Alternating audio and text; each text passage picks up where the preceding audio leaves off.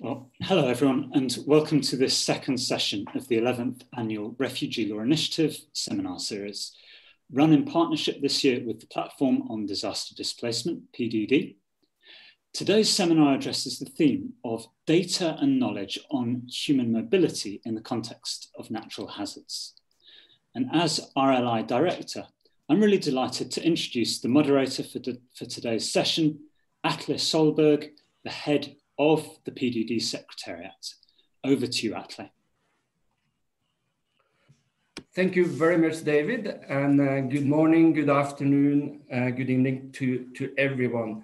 On behalf of the Platform on Disaster Displacement, PDD, I just wanted to reiterate that we're very excited to partner with you, David, and the Refugee Law Initiative in this seminar series and in this webinar session. Also, thanks a lot for trusting us to moderate this second webinar session of the 11th Annual RLI Seminar on Human Mobility, Natural Hazards, and Policy Responses. Assuming that we have some new participants joining us today compared to those that joined us in the first session, I just wanted to recap a little what we talked about in the first webinar session on the 7th of October. We heard from you, David, that the choice of this topic of this year reflects growing interest in how environmental processes and natural hazards shape human mobility, including displacement, migration, and planned relocation. Natural hazards that shape human mobility include slow onset impacts of climate change and environmental degradation, as well as sudden onset disasters linked to the hazards like storms, earthquakes, and even biological hazards like the COVID-19 pandemic. As you understand, our topic is then situated very squarely within global debates on climate change, global debates on migration, displacement, refugees, disaster risk reduction, and the 2030 Sustainable Development Agenda. A key question that we pose in the seminar series is how can law and policy engage with the impact of such natural hazards on human mobility. Each of the 6 webinar sessions in the series approaches this question from a distinct angle, as you can see from the seminar series program, which is available in full on the RLI and the PDD website. The first seminar on the 7th of October covered some conceptual and theoretical grounds. We heard from 4 great speakers and experts that discussed whether concepts such as disaster displacement, climate refugees, environmental migrants can help us to frame and understand the topic, and whether they help us to drive better understanding, better research, evident analysis, and policies. I had 4 quick takeaways from the first session, which I think is relevant to recall for the discussion today. First of all, we heard about different approaches to conceptualize disaster displacement. There's different ways of entering an understanding of the phenomenon. A second takeaway is that there are different forms. There's a variety of forms of human mobility that can be linked to the adverse effect of climate change and loss and damage. The third issue is that we should be careful about some of our terms and how we speak about these issues can drive a negative or a false narrative and lead to bad policies. And the fourth issue I think we took away from the first session is that we shall recognize that this is a complex field and that these issues are fundamentally political and social, and there are also limited use of having binary and simplified understanding of it. Moving on to the seminar today, we will build on that discussion we had on the 7th of October, and we will be hearing from 4 leading researchers and experts on data and knowledge on human mobility in the context of natural hazards. It's a great opportunity to hear about state-of-the-art and empirical evidence around diverse forms of human mobility and immobility in the context of environmental challenges, including empirical challenges, data and trends, and projections for the future.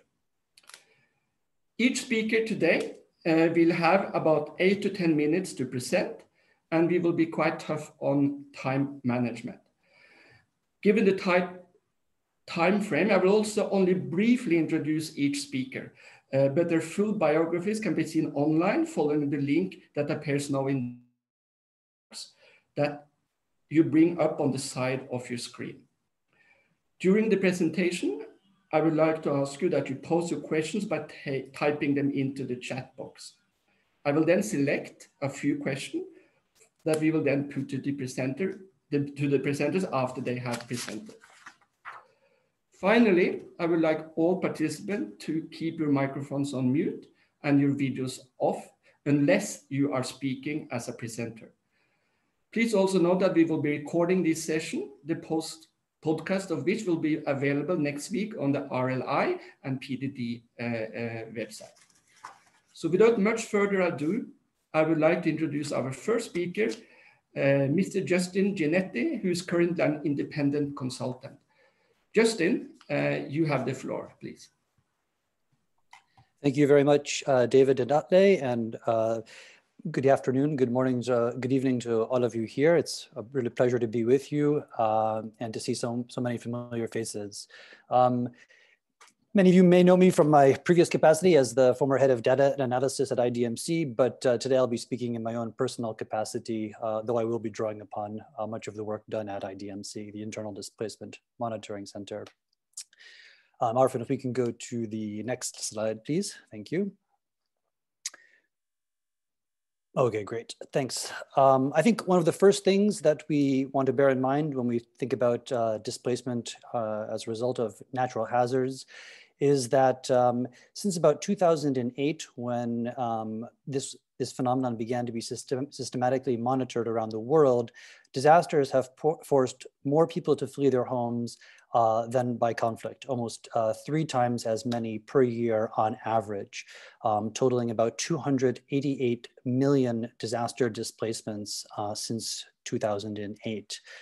These movements take several different forms, from preemptive evacuations to post-disaster rescues, from short-term evacuation, from permanent displacement, and even migration. For most disasters and most disaster displacement, the data is collected only during the short initial phase, the emergency phase following the disaster, and we lose track of these people over time and what happens to them. If we go to the next slide, please. We see here that in 2019, alone, disasters displaced people in 140 countries around the world. This is about an average year, so to speak. Most of the disaster displacement, as you can see in the map, is concentrated in South and Southeast Asia, which is again typical for a given year of disaster displacement. Next slide, please. Thank you. Just one back, thanks. What we were seeing there, these are the reported incidents of disaster displacement in 2019 alone. At IDMC, there were about 2,000 discrete events that were captured and used and referenced in its global figures and the global report on internal displacement. However, we should take note of the fact that this alone is still a small fraction of the total amount of disaster displacement occurring around the world. In the United States alone, for example, the Red Cross responds to upward of 50 to 60,000 events of disaster displacement per year. Okay, next slide. What we know about disaster displacement is that it's very much driven by exposure of people in their homes to natural hazards. So where you see the darkest shading there in red, which is the highest amounts of population exposure to natural hazards, also correlates quite closely with where we see the most disaster displacement. And this will come back in some of the later slides and points I'll make in a few moments. If we go to the next slide, please. What we see here is that weather-related hazards cause far more displacement than geophysical hazards. Almost 90% of all disaster displacements recorded since 2008 have been associated with hydrometeorological hazards, primarily floods and storms. Next slide, please. And lastly, we know roughly when and where disaster displacement will occur, not so much in a given point in time, on a given day or hour in a given location, but due to the seasonality of weather-related hazards. We know quite well when and where these generally take place over the course of a year, which you can see in this slide here. We see that storm-related displacement tends to happen in the latter half of the year, in particular during the hurricane season in the North Atlantic and during the cyclone season in the Pacific. And floods tend to happen most in the monsoon season, or most flood-related displacement happens during the monsoon season in South Asia. If we go to the next slide there, thanks. And then here you can see in even more granular detail how this breaks down by region and by month. And this is something that we know from the historical data as well as from models of disaster displacement risk. Now, a little bit on what we know less of and what we don't know as well. Displacement caused by slow onset hazards is much less well reported on and known, and the data is a bit more scarce and uncertain. And this is largely, but not exclusively, due to the fact that disaster displacement arising in the context of slow onset hazards is also influenced by many other factors as well. And it's associated with many other phenomena of relevance, such as food insecurity or loss of livelihoods. So when people are receiving assistance, sometimes they report on themselves as having been displaced. Sometimes they report to data collectors that they're simply food insecure, and then we have to disambiguate what that actually means in real life. The next slide, please. One thing we know a little bit less of is how much future disaster displacement risk will increase in the future. We know that due to the impacts of climate change, as well as demography and human development, that disaster displacement risk will increase over the coming decades. But depending upon which pathway we choose, both with regard to greenhouse gas emissions, as well as how we develop as societies, we don't exactly know how much it will increase. And therefore, we should therefore be suspicious of any kind of point prediction of how many people are likely to be displaced in the future as a result of climate change. Because again, that number is not a fixed point, but it's all we can say is that there's a range basically between two or multiple different scenarios, depending upon how we organize ourselves as a society over the coming decades. Next. And lastly, one of the things that we don't know quite so much about is for how long people remain displaced. This is again due to the fact that, as I mentioned at the beginning, that most data on disaster displacement comes during the early stages or early days following a disaster or the occurrence of a natural hazard, and we lose track of people over time. But what we do know is as of the end of last year, there were approximately 5.1 million people who remained in displacement at the year's end as a result of disasters that occurred either during that year or during previous years. But this is a significant underestimate, and it doesn't account for many people for whom we simply lost track of due to lack of observational data. And then my last slide, I believe, or last substantive slide, is something that I think Kanta will speak to in a moment, and I'm glad to see Alex de Schurbinen also with us today. But it's this combination or the nexus of disaster displacement and migration. The tipping points between when a displacement that may initially be a short-term movement turns over into a permanent migration or permanent change of location for someone. When and why this comes about is something that is still a work in progress, and we need to do more research on this phenomenon and evolve the current modeling that exists to better answer these questions. And that's it for me. I think we'll be taking the questions in the chat, but I look forward to hearing now from the other presenters. So thank you very much for your attention. Thank you, Justin. That was great, covering a relatively complex field and some clear messages. I think what is interesting that you indicate there are certain predictability of where and when there will be risk. We can estimate these places and these times due to the weather-related nature of it, but also caution against projections and knowing much about the future, because it's really multi-causal. I also think the last comment you had on that tipping point when mobility turns more forced or when you have inhabitability. I think that's an issue that we will come back to.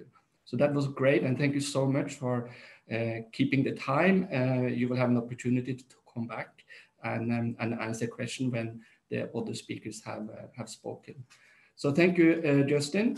And then very pleased to introduce our second speaker, Caroline Zickgraf from the Hugo Observatory. Caroline, the floor is yours. Hi, thank you. And thank you to both the Platform on Disaster Displacement and the Refugee Law Initiative. If I could ask Afrin to share my slides, please. Well, let me get started while we wait for the slides. But what I wanted to do today is really to present to you the beginning framework of a big project that we've just launched. We're coordinating at the University of Liège called the Habitable Project. Habitable is focused on looking at, as was just mentioned briefly in a slightly different way, but social tipping points, identifying and linking climate change, habitability, and social tipping points. If you could switch to the next slide, please. So Habitable gathers 21 partners from 18 countries around the world to look at climate and migration issues, as well as displacement, in a series of, using a series of methods and looking at various countries of the world to try to have a better understanding and advance our knowledge and data on issues linked to human mobility, again, disaster and migration, and climate change. Next slide, please. So within Habitable, we have kind of 4 broad domains as well as objectives.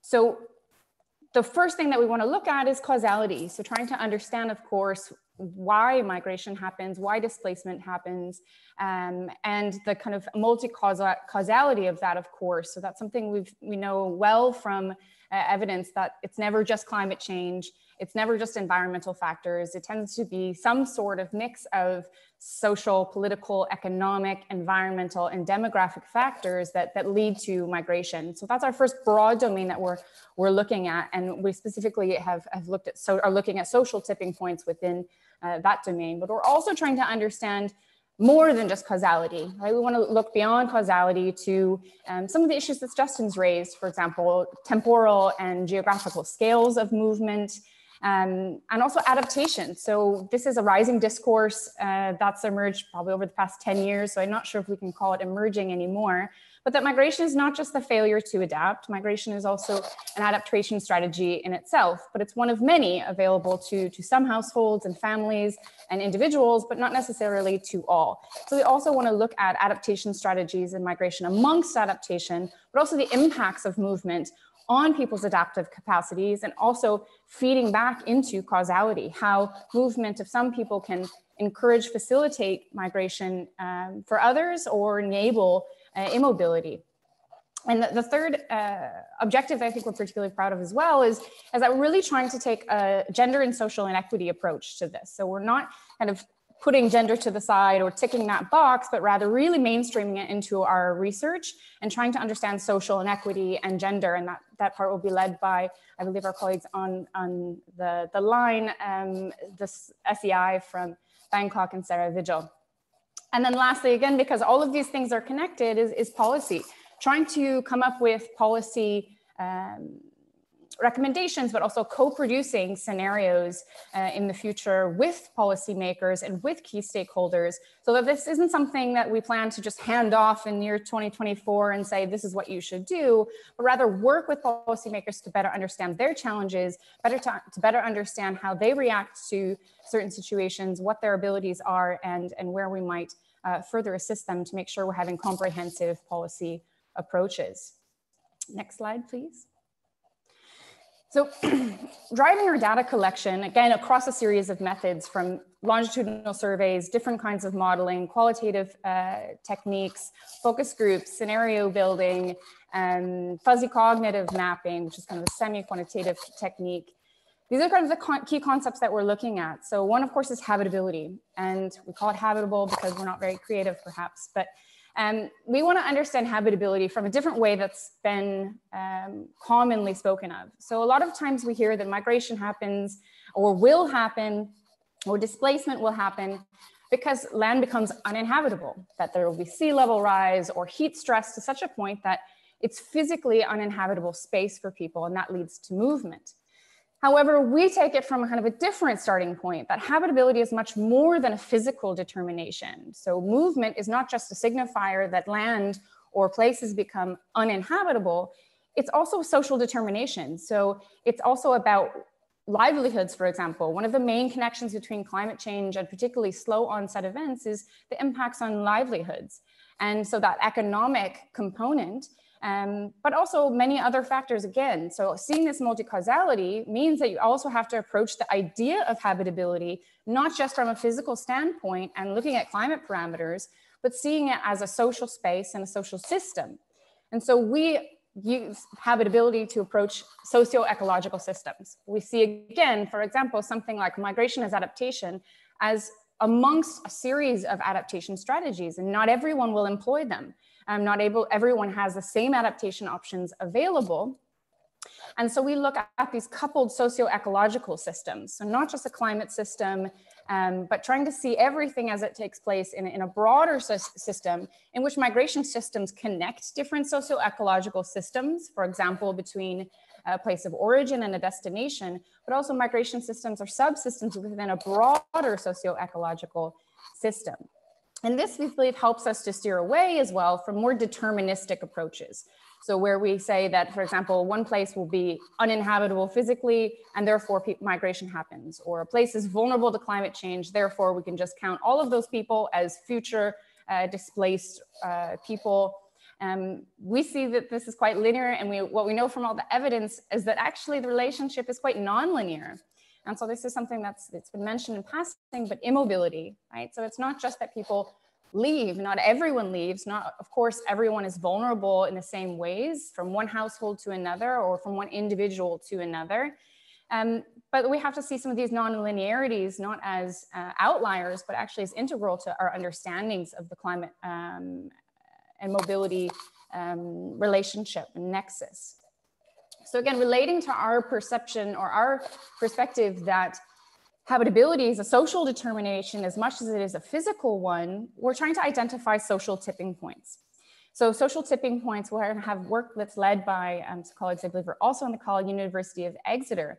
But the idea is that we often talk about climate tipping points, which is really useful from a climate science perspective, but maybe not quite as useful from a perspective of those looking at more social impacts of climate change. So we have to use those climate tipping points when, you know, even a tiny perturbation can cause a system, and here for us, a socio-ecological system, to change states. But that also we have to look at social tipping points and understand that social tipping points can be reached before climate tipping points. So social tipping points, moving, for example, from a place of habitability or a state of habitability to one of uninhabitability, that might be migration or displacement might be a symptom of that, whether at the community level, whether at the household level, or at the individual level, which is something we're trying to understand all of these levels as they interact as well. And so, for example, the idea again that we're reaching a climate tipping point means migration might happen. We might be really blind to what actually might happen, which is that social tipping points can be reached well before a climatic tipping point. So again, through mechanisms such as livelihoods and economic pathways.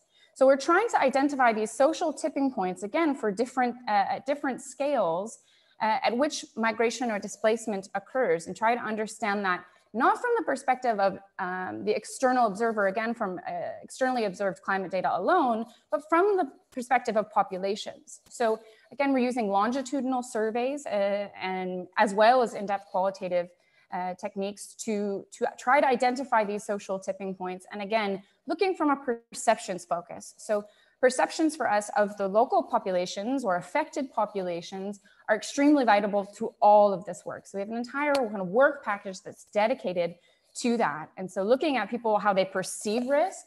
So we know from previous work and ongoing work that people don't always, they're not necessarily tapped into every climate data and rainfall station around them, but their perception of risk is what they base their migration or displacement decisions upon. And so that's where we need to start, is looking at how they perceive the risk, environmental change, as well as, is mobility considered an adaptive response? Is that a failure to adapt? And start from their point of view, rather than, again, some external perspective on that. Last slide. So with that, thank you very much. And I hope to be able to answer some questions at the end of the session. Thank you, Caroline. That was great. And I think everyone in this field, we are very excited about this project. I think you can really help us to move on certain conceptual issues and also directly policy relevant, as adaptation is becoming one of the key discussion items under the Climate Change Convention. I think the mobility link would be very useful also from a policy perspective. So I'm sure I'm speaking on behalf of a lot of people, very excited about this project, and we will follow it closely and hope we can touch base with you regularly on this. I just want to remind everyone, all the participants, we have now had 2 speakers, and we will take all the questions towards the end of the session, or the end of the 4th speaker. So please post your questions in the chat box. We will try to systematize them, and then we will post to the presenter. So if you have questions for Justin or Caroline, please put them in the chat box, and then we will have an opportunity to talk about those after the next 2 speakers. So with that, thank you so much, Caroline. I'm very pleased to introduce our next speaker, Kanta Kumari Rigaud from the World Bank. Kanta, the floor is yours. Thank you, Atle, and requesting our friend to put up the slides. So first of all, thank you to RLI and PDD for this invitation. And I think it's good to follow 2 presentations that have been very clear in looking at the complexity of movement under climate change. What I'll share with you is an approach that we worked with at the World Bank together with leading researchers, the Columbia University, CUNY Institute of Demographic Research, and the Potsdam Institution, to develop a sort of a model approach to understanding the future of climate-induced migration. Next slide, please. And what we really looked at is really the context, right? So I think what we've heard from the previous speakers is that climate change and sort of weather and natural hazards are definitely increasing the scale of displacement and mobility. And what we were interested to understand is, looking further ahead, how can, in the face of increasing climate change and impacts, how can we help to understand the issue and help policymakers better plan and prepare for what we call climate-induced migration, recognizing it's of course driven by multiple factors. But we were interested to understand what was the potency of climate in driving some of these spatial shifts in populations. So what the Groundswell report did was really use a scenario-based approach, which was really grounded in what we call the population gravity model, which really looks at localities in terms of their attraction, either in terms of push and pull factors that could change the future population distributions. And we try to model this and bring in the slow onset climate factors. And these are particularly important because they lead to some of the protracted changes that may lead to those population shifts. Definitely, as we are using global data sets, there are sources of uncertainty both in the models itself as well as some of the interplay. But I think what we tried to do was to be very explicit on what those uncertainty sources are. And I think one important thing that the model did, the approach did, was ground this not just in sort of relating them to climate change in terms of temperature and precipitation, but brought it back down to looking at the crop and water simulation models. And why is this important? Because this is really where drops in crop productivity directly impact livelihoods, as well as water stresses can affect the way livelihoods play out. And that really links to the development outcome. So the idea here was to go beyond that. If you can go back to the previous slide. Then we also brought in sea level which was complemented by some search. But what was really important, even as we did this aggregate level modeling, was contextualizing back those scenarios into the narratives that we had. And we particularly used some case studies to draw out the narrative and ground it in the reality of what was happening, both in the historical and current sense, to make sure that these plausible livelihoods were grounded in that context. Next slide, please.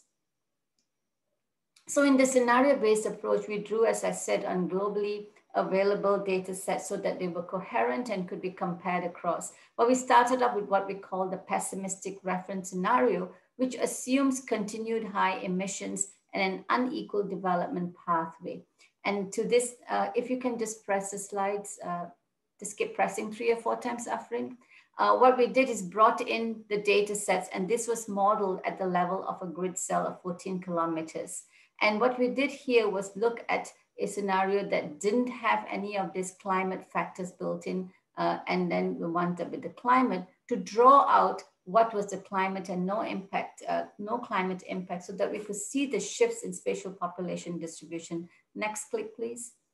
And then the results were produced and aggregated up at the national and up to the sort of continental level. Because next slide, our real intent was to understand the scale of the issue moving ahead.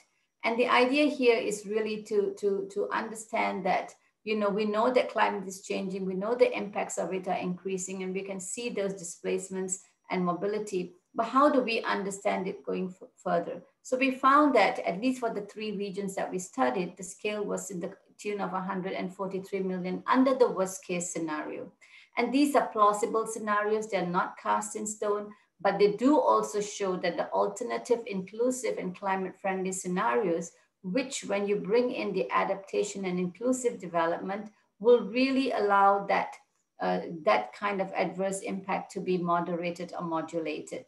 And what we see in the graphic at the bottom is that we really have a window of opportunity because these kind of impacts are likely going to escalate and the trajectory for them is ramping up. So we have a real window of opportunity to take action, both in terms of the greenhouse gas, which we really should reduce, but also on the adaptation and inclusive actions that Caroline referred to. But I think one other value of this approach was the spatial nature because of the geospatial aspects of this model, which allows us to see what could be some of those emerging hotspots of both climate in and out migration. Now, one may argue that these are not so solid, but I think what we also try to do is ground it back in the evidence and understand what is happening. And what you do realize is that none of these hotspots are being sort of coming from a top down. They have a lot of contextualization that we've tried to do, and you begin to see the signs and signals that some of these areas do have some distress signals, and how we really manage going forward is important. But next slide. But recognize that this is a top-down model to set the scale. But what we've done since we released the Groundswell report was brought certain enhancements to this model to make them sort of more relevant at a very local level. I won't go through all of the changes, but except to say that we took a few steps, and Alex Sherbinin is here who can also speak to this. We brought in some additional dimensions. We talked about crops and water and sea level rise, but we also now added in, based on the ISIMIT model, the state-of-the-art crop simulation, but they have also ecosystem simulation models that we've added in. We've added in a 4th scenario, which is the optimistic, which is assuming we meet our Paris targets and assuming we have good inclusive development. What would that mean in terms of managing some of this distress-driven migration? We brought in smaller timescales and modeled it at a higher resolution with the idea to have really more informed decision-making processes, again, grounding this back in the reality of what's happening. Next slide, please. But these models, as I said, the inputs to them, besides the sort of big data sets, is also the calibration of the model backwards. So we did calibrate it from 1990 to 2000 to 2010 to really pick up that climate signal before we projected it forward, as well as come up with those coefficients then that feed into the model. So this is really a highly involved process to sort of say that those numbers are grounded back in some of the best state-of-the-art data that we have, but recognizing its plausible models. Next slide. So when you sort of begin to look also in the context of countries, which we are doing using this enhanced model, they do give us similar metrics that we've used before, but much more grounded data. And this is just a schematic of what the results coming out from Kenya. And what we're doing now is really contextualizing that with the literature, with sort of reports that are in the national context, and we will do national consultations to see the plausibility of these and what does it mean. And I think this is a really important part of driving the conversation and the process forward. But I might add here at the end of it also that while we talk about climate, it really is about environmentally driven aspects that we're looking at in terms of crop, water, sea level rise, and ecosystem productivity, all of which do relate back to livelihoods. Next slide, please.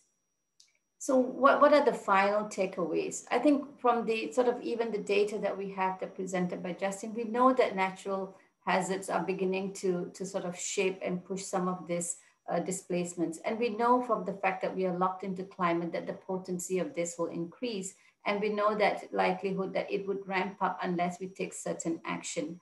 But I think the most important part is having some kind of a narrative that is grounded in data, grounded in analysis, and contextualized that can help us to inform that policy conversation so that we can move from a response-driven approach, which is critical to address the current crisis, but also to plan for the future context and to make sure that we bring in the right adaptation and development responses alongside with legal and policy context that is happening both nationally and globally. Thank you very much.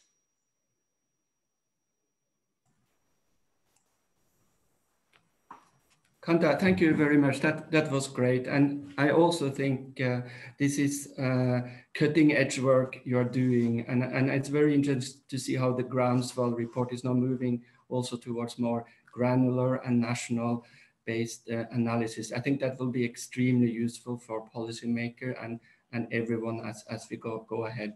And I also picked up on your call for narrative grounded in data and science and context. I think that is what this field really need as we go forward.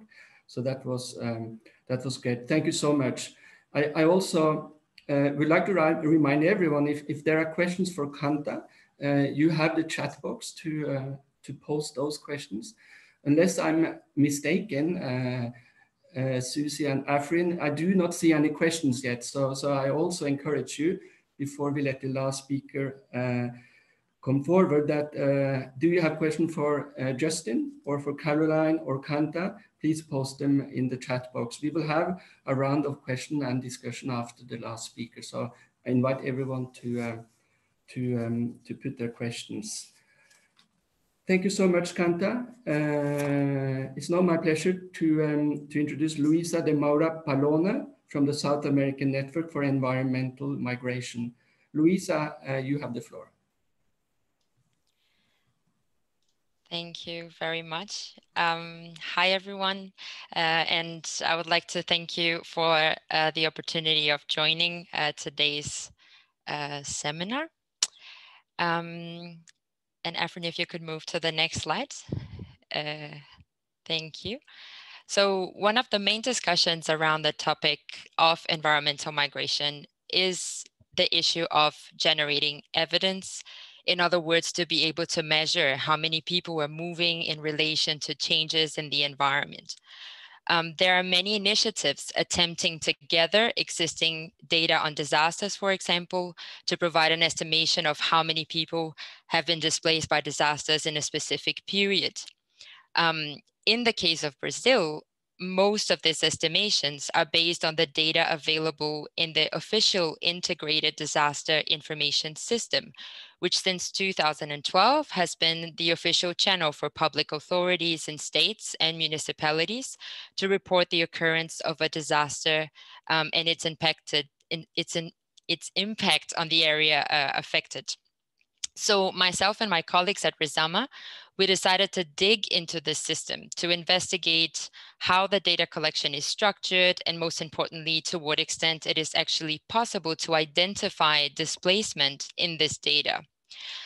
So today I would like to provide a brief background of how we ended up with this system in Brazil, what it looks like, to finally show you what are the gaps and opportunities for improvement that we identified in this process. So next slide, please. I think it's pretty safe to say that the years of 2011 and 2012 are a turning point in the timeline of disaster risk management in Brazil. Before 2012, although Brazil had some technical competency to monitor and foresee certain environmental phenomena, the country lacked a centralized institution to integrate activities and to invest in activities of prevention and mitigation. So most governmental measures, they were limited to the attenuation of losses and damages in the aftermath of a disaster. In 2011, January 2011, parts of Rio de Janeiro were hit by catastrophic landslides and flooding. More than 800 people died, more than 50,000 lost their homes. And the impact of this event made clear that post-disaster response was not enough and highlighted the need to strengthen disaster prevention and preparedness practices in the whole country. So in 2012, there were several improvements in the government's approach to disasters. I won't be able to go through all of them in this presentation, in this short presentation, but I can mention, for instance, the national policy on protection and civil defense, which became the national guideline for all the activities related to disaster risk management, and that was implemented in all the administrative levels. And I should also mention the creation of the Integrated Disaster Information System, which aimed at giving transparency and enabling the, let's say, the systematization of information reported around the whole country. Sorry, I forgot to ask to change the slide. So yeah, this is just an overview of some of the measures from 2012. If you could move another one, please. So as mentioned earlier, this system compiles official data reported by local authorities for the recognition of situations of emergency or state of public calamity, which is part of the process of transferring federal resources to states or municipalities affected by a disaster. So the system, it goes beyond the need to gather data, but it's also a mandatory step to obtain financial support. So in order to report the occurrence of a disaster, municipalities and state authorities must use a standardized disaster information form. If I could ask you to change the slide again, please. To compile all information, initial information about a disaster, which is then sent to the federal level for approval and then included in the disaster information system. So here you can see it is in Portuguese, but I think it's pretty nice to be able to see what these forms actually look like, because we talk a lot about these things, but we rarely see it in practice, right? So in this form, you can see that all human damage can be reported in 7 different categories. The categories of dislodged and unsheltered, and please bear in mind that this is our attempt to translate those terms that are very specific in Portuguese. These categories are defined according to the damage to people's houses and their need for temporary shelter in the aftermath of the disaster, which indicates the emergency character of those concepts. So although these two categories may in some cases overlap with situations of displacement, they don't encompass the whole displacement cycle and its implications in the long term. If you could change the slide again, please. So for instance, if someone is displaced as a consequence of a disaster, but housing is not affected, or not affected enough to generate the need for temporary shelter. They are generally not accounted for as dislodged or unsheltered, and therefore they would not be identified as a potentially displaced person. We could actually verify this. If you could change the slide once again. So this is an overview of disasters reported, natural disasters, quote unquote, officially reported in Brazil in 2019. And if you could change the slide again. When we look specifically at human damage related to droughts and prolonged droughts, most affected people in these contexts are reported under the category of other affected, which suggests a potential challenge in classifying the impacts of slow onset disasters in the categories of human damage provided by the disaster information form. So I would like to conclude by mentioning some of the main gaps and inconsistencies that we identified during this analysis. And if you could change the slide again, please. So in a nutshell, the legal framework in Brazil does not adopt the concept of displacement as of the present moment. As a consequence, the data collection system does not include a category that adequately captures a situation of displacement. Another issue, for example, is that the reports with the qualitative data, for instance, with the description of what are the other affected that we're talking about when these numbers are reported in the form, they are not made available in the same frequency as the quantitative data. Sometimes they are not made available at all, or it comes blank. And also the deadline to submit the forms, it varies from 15 to 20 days after the actual event, and there are no established monitoring procedures to update the information. So this clearly represents a big challenge to capture the impacts of slow onset disasters. And here it's very relevant to point out that the form that preceded the current disaster information form in Brazil, that was called Avadin, and I also included here in the next slide. If you could just change, yes, perfect, thank you. It did include some level of age disaggregation, and it included a category called displaced in the options under human damage. It was a category. So after the restructuring in 2012, although we saw great progress in terms of integrating, systematizing the data and making it available through the integrated system, it appears that there was a setback in terms of the categorization that does not anymore give visibility to people displaced. In the current form, the categories that remain are not adapted to the identification of people displaced by disasters, having consequences to the possibility of monitoring the evolution of disaster displacement in the country. Next slide, please. Next and last.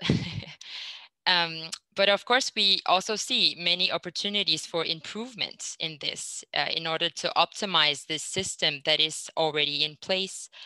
And those would mainly be related to revising the legal framework to incorporate provisions related to displacement, incorporate appropriate terms and categories that reflect situations of displacement into the data collection forms.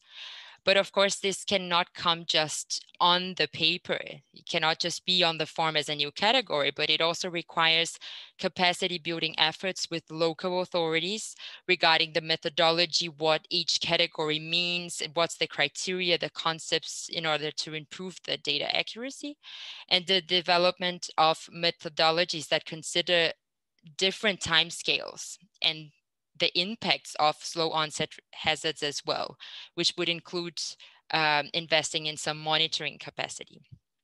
So I'll have to conclude here, also highlighting that this study aimed at laying the ground for further investigation. It was first published as a background paper to IDMC's Grid 2020. I will share the link here on the chat if you would like to read more. And RESAMA will continue developing on this research for further contributions. Thank you very much. Thank you, Luiza. That was great, and sorry for indicating the time limitation. I think that was great example, very detailed from a country, Brazil. So I think that's very interesting and very useful how to develop that.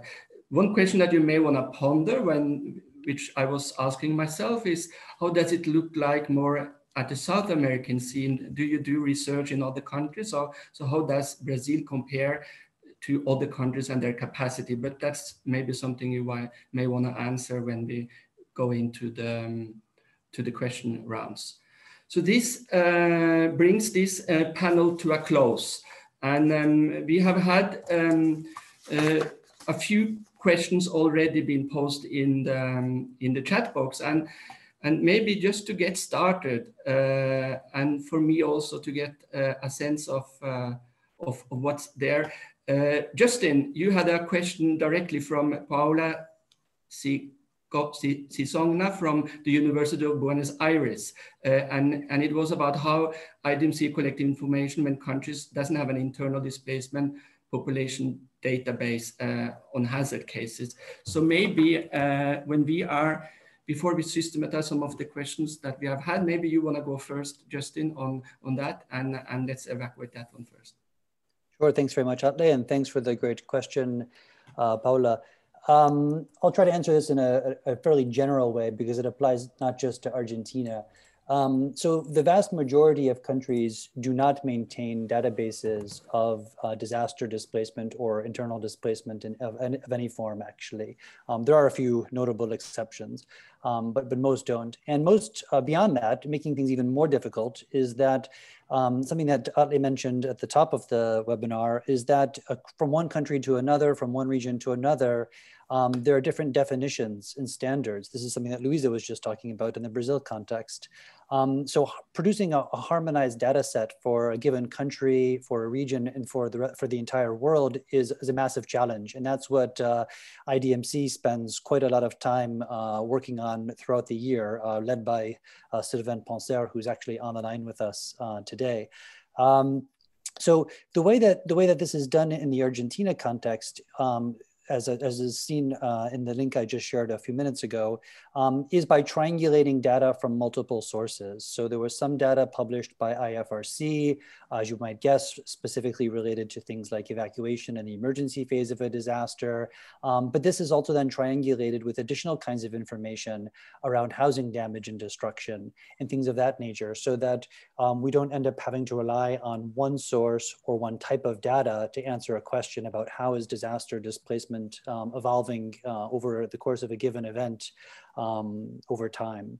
And this applies, like I said, to pretty much every country in the world, because when you think about trying to basically monitor the magnitude and the number of people displaced by a disaster over the course of any event, there's almost no one organization that's collecting data in that particular manner that enables you to answer this question. You usually have to piece together information, be it from IOM or UNHCR or OCHA, with other kinds of information from a government or housing damage and destruction, or even using alternative sources of non-traditional data like mobile phone call, user call detail records, or Facebook user location data, things like this. So again, that applies for Argentina, but for almost every other country, including the question that was there from Turkey as well. And then if anyone has questions beyond that, happy to follow up with you later bilaterally offline. Over. Thank you, Justin, that you picked up on the question on Turkey also. I have now some general questions to the panel, so maybe we can go through some of these questions. So one is, good afternoon from Berlin, from Julia Blocher, and she has a question from anyone in the panel, but maybe it's most appropriate for Justin. You spoke about the complexity of linking displacement to slow onset hazard triggers, and I wonder if there are any innovation in linking disaster-related displacement to conflict displacement and vice versa you could speak to. So maybe take that in, Justin, and then we can do a round with the others. We also have a question from Alex de Sherbenin to Luiza. Have you seen that, Luiza? Could you nod if you see it? So So I can also repeat it from Alex de Sherbenin, and also about the definitional issue. So that one will come your way, Luiza. So thanks a lot for being prepared for that one. We also have a question from Andrea Pacheco. Kanta, lovely talk. He asked about whether there's any reason for not having included drought and desertification in the modification.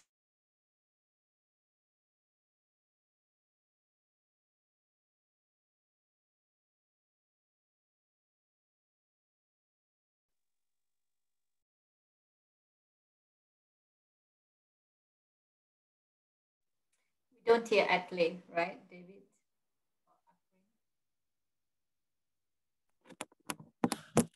Hi, everyone. I think Atle must have briefly dropped off, so I'm going to step into his moderator's shoes, if that's all right.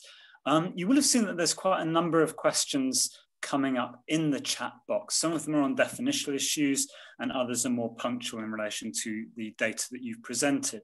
So if I could go in order. Justine, you've already had an intervention. We'll come back to you after the others, if that's okay. So Caroline, could I go over to you next, please? And then followed by Kanta, Luiza, and Justine.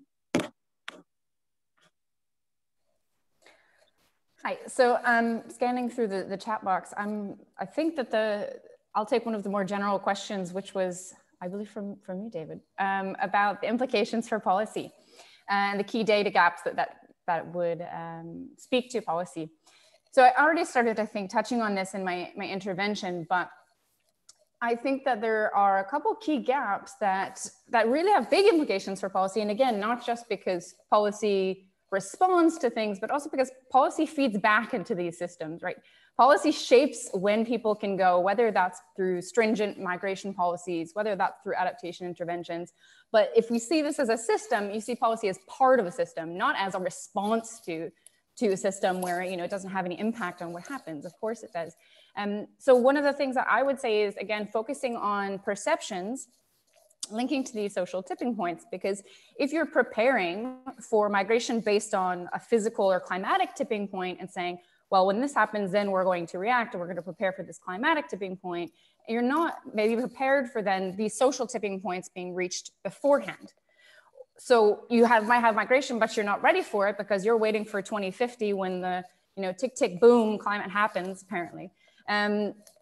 So I think that's one thing, is coming from the perceptions angle, not just, a lot of times we say, oh, isn't it funny that migrants don't identify as climate migrants and they don't know any better that they're actually climate migrants. And I think that that's really the wrong way around, because you're also then reifying that idea for policymakers that we know better than the people who are actually experiencing things. And so that's why for us, using something like fuzzy cognitive mapping, where we work to use data methods to find how people make those links between climate and economics and politics and social and what they see as causality, rather than this top-down external approach. That's how we're actually going to understand when migration happens or when it doesn't happen, or when people are at greater risk for displacement because maybe they're not making those links, and maybe that climate tipping point will be reached before the social tipping point.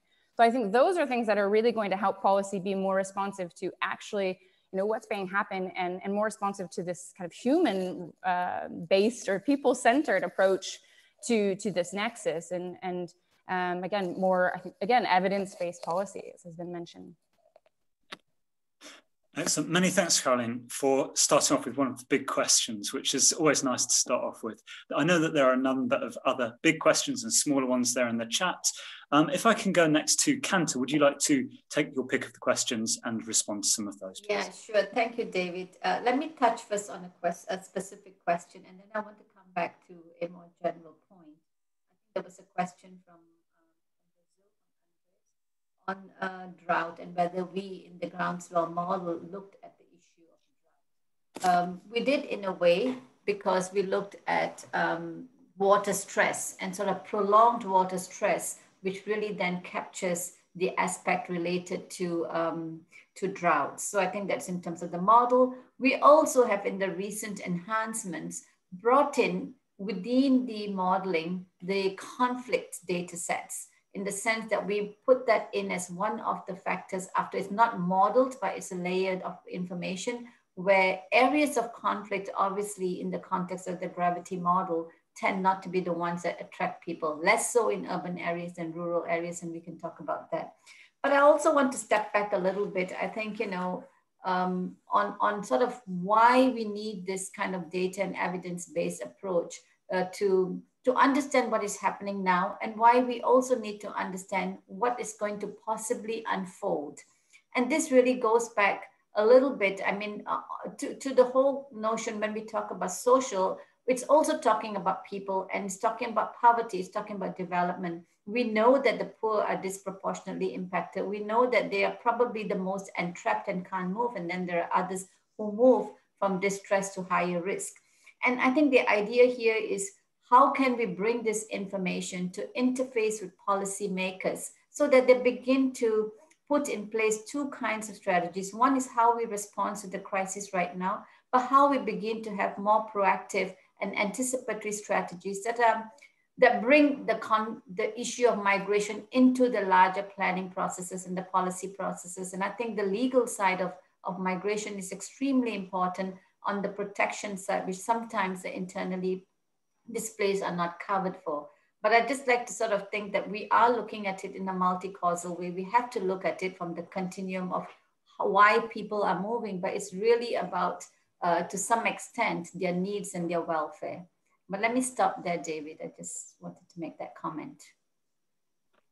That's a very helpful intervention. And thanks, Kanta, for addressing not only the punctual question, the specific question to you, but also some of those bigger issues as well.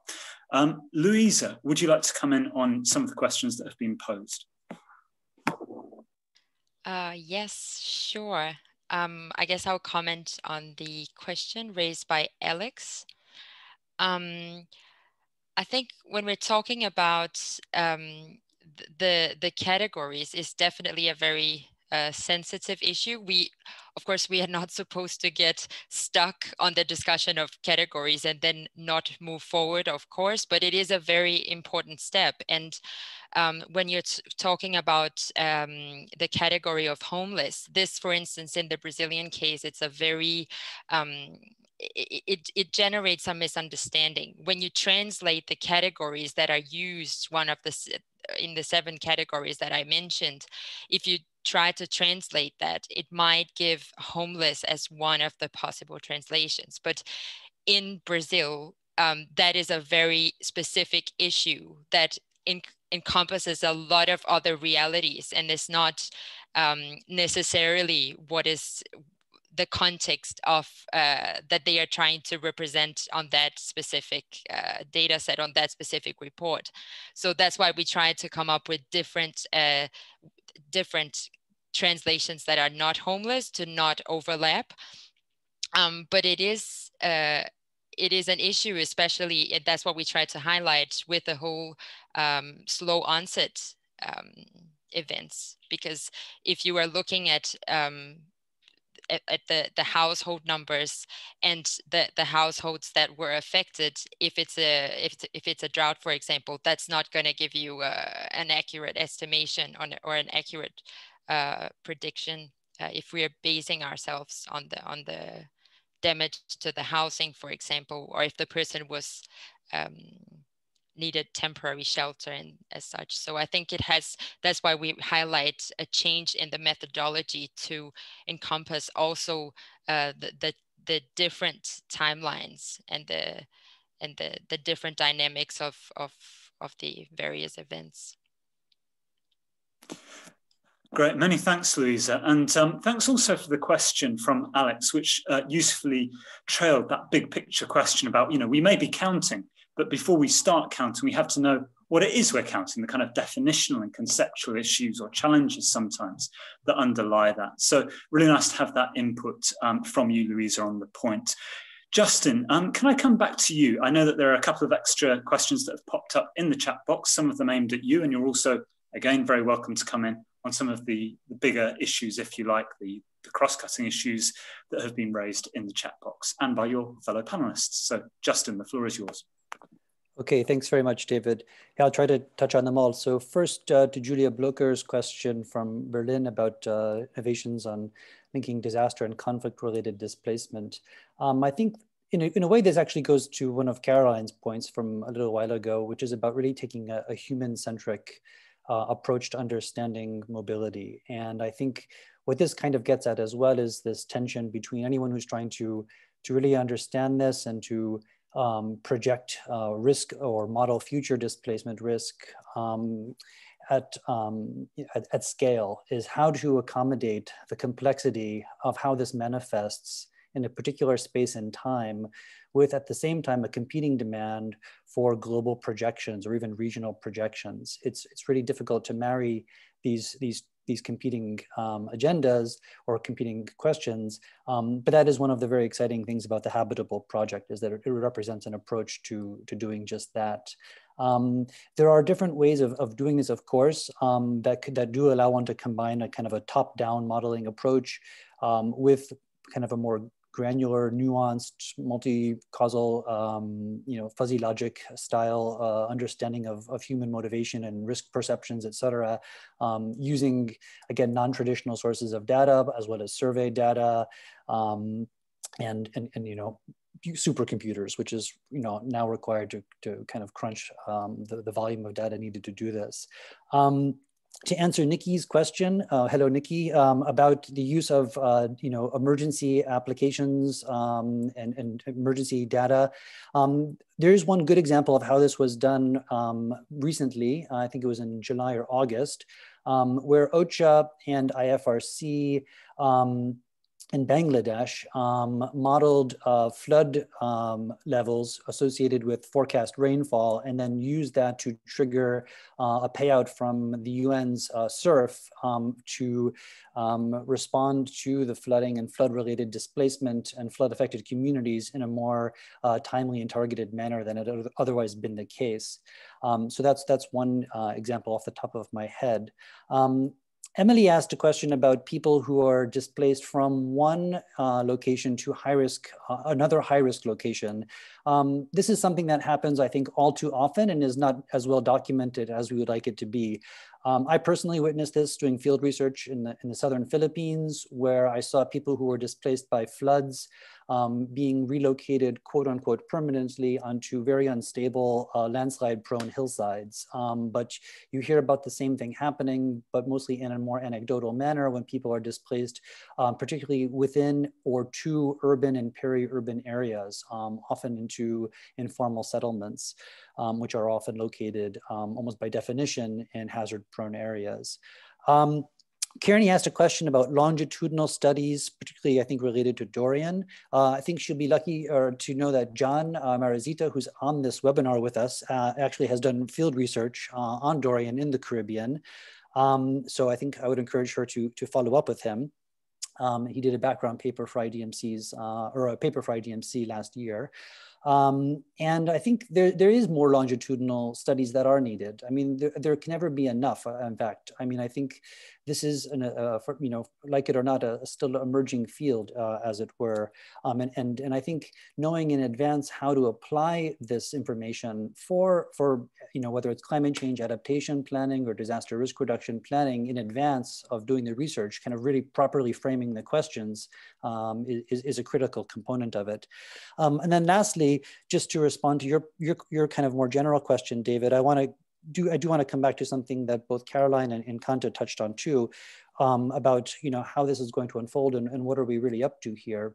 I think in Kanta's intervention just a moment ago, she underscored, or at least touched on the forward-looking nature of this. And I think that is the name of the game. It's not just about knowing how many people were displaced or have migrated, but it's what's the risk of future displacement and migration? What are those scenarios? And then I think it's not just about how do you furnish this information so that policymakers can take the right decisions or evidence-informed decisions. But it's also about finding ways to bring this information and to bring these scenarios right back to the people who are implicated, to the people who are at risk of becoming displaced or having to migrate in the future. There is no way to eliminate displacement risk or the likelihood that people may migrate in the future due to some of the things that we've been talking about this afternoon. So that's just a mathematical or logical impossibility. So then it's about bringing the information to those people so that they can take informed decisions for themselves. Because I think relying on just top-down decision-making and policy-making alone isn't going to, be sufficient. I mean, I think it's about that conversation between, policymakers and governments with, at-risk communities. Over. Thanks very much.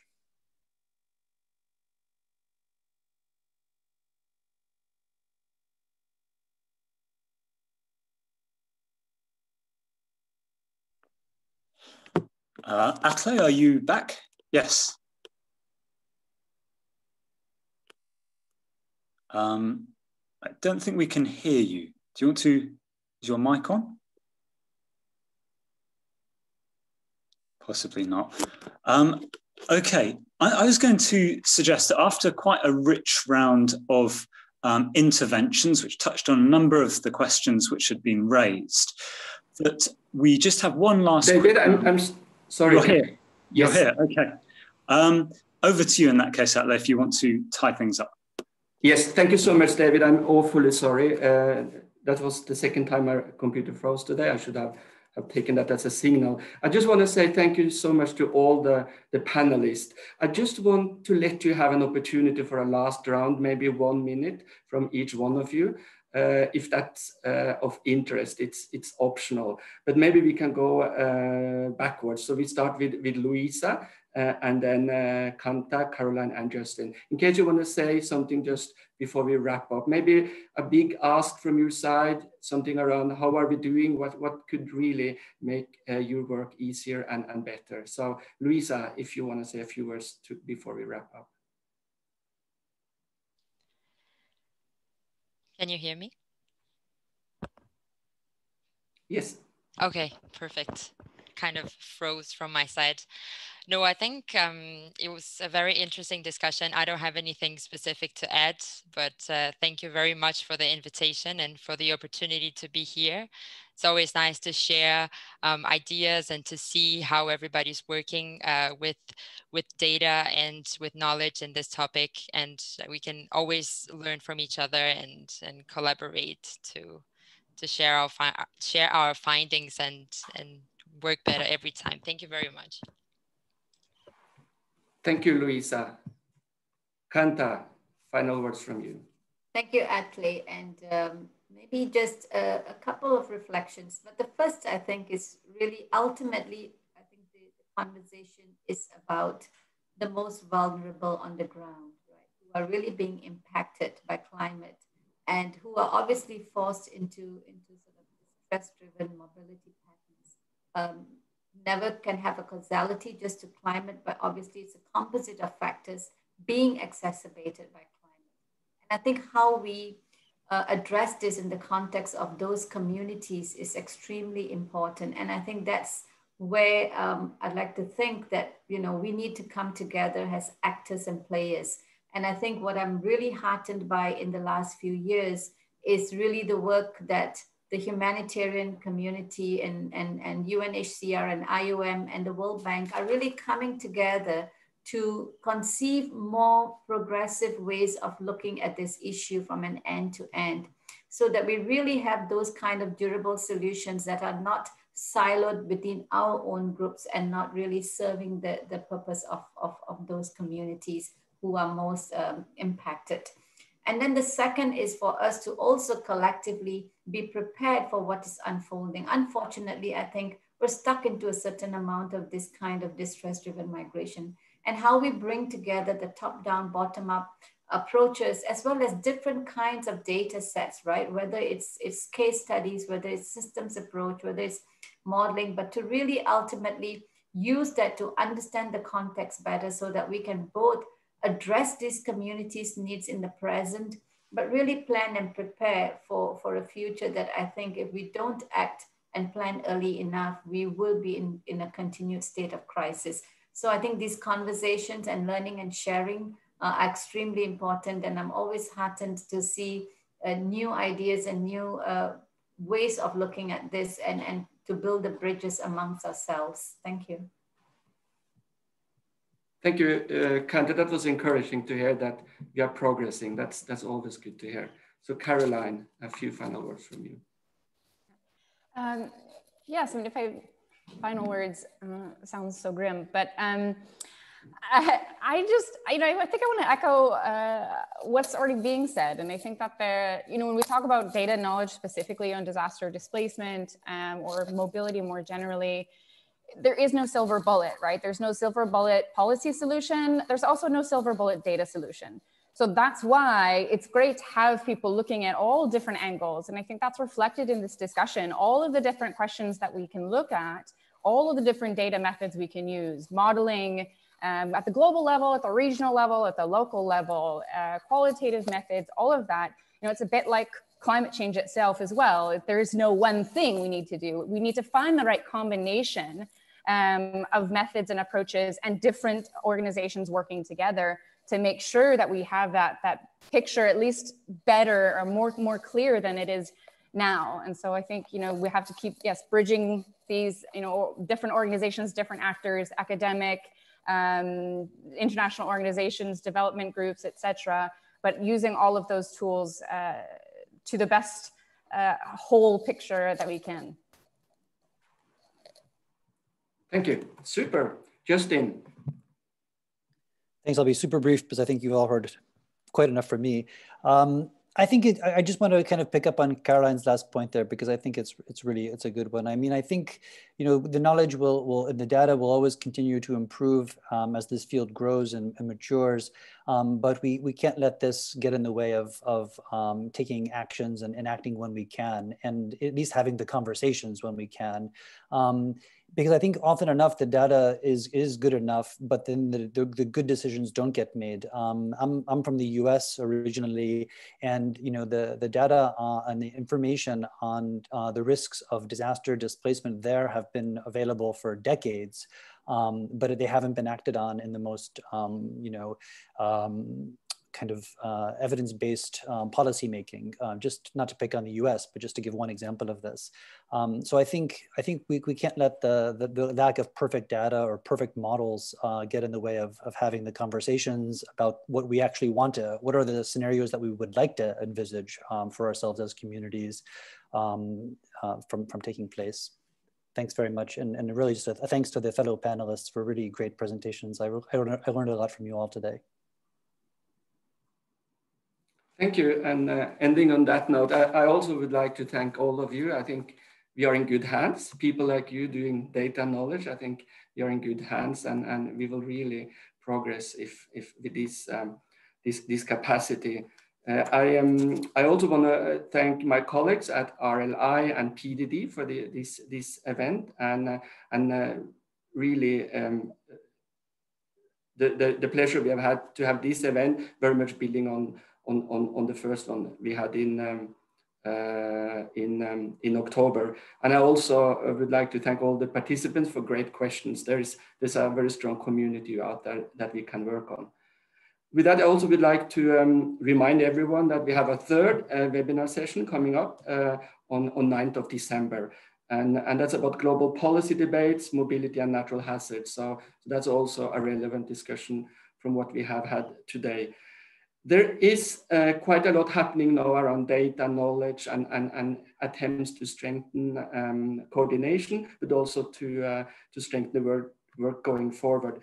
PDD, we have something called a data knowledge working group, and on the 24th of November, we will have a market session. So I invite everyone to check our website if they would be interested to attend or join that.